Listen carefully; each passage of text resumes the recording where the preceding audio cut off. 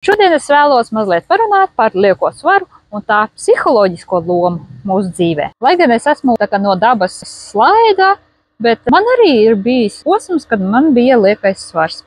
Un, lai gan ļoti daudz cilvēki runā par veselības problēmām, kas ir saistīts ar lieko svaru, vai arī apspriež tur, vai tas ir glīti vai neglīti, bet ļoti reti kāds runā par to, kāda ir liekā svara psiholoģiskā loma. Liekā svara fiziskā loma vienmēr ir bijusi, pasargāt mūs no nomiršanas, no bada augstajā gada laikā.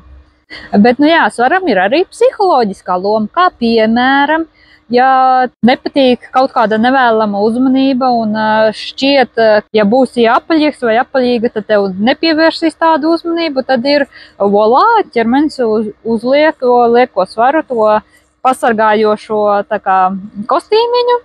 Vai arī, ja tev ir tāds zemapziņā uzskats, ka skaisti cilvēki ir slaidi, bet tev liekas, ka tu neesi kaut kādu iemeslu dēļ pietiekami labs un neesi pelnījis būt skaists, tad arī ķermenis pamanipulē ar tiem hormoniem un volā, tev ir tas kostīmiņš. Vai arī vēl piemērs, tev ir tāda sajūta, ka tu esi nepamanāms, tāds mazs un tev gribās būt lielākam, redzamākam.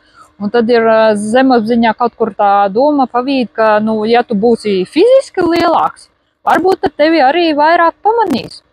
Un tad ir atkal volā, kostīmiņš ir uzvilkts. Un, protams, ir arī citi gadījumi, bet līdzīgi kā šiem minētajiem, apakšā ir kaut kāda vai tāda nepatiesa ticība vai arī kāda vajadzība, ko tad, ja atrisinām citādākā veidā, tad šis liekais svars būtībā pats arī tad nokūst un pazūd. Tad būtībā, ja tev šķiet, ka varbūt tavs liekais svars arī ir psiholoģiski uzaudzēts, tad pajautā sev, kādas tev ir šīs slēptās vēlmes vai domas vai vajadzības, ko tu uzskati, kas iespējams ir pārauguši šajā liekajā svarā. Un apsver, kā tos varētu mainīt, lai nebūtu jāstaigā šajā kostīmiņā.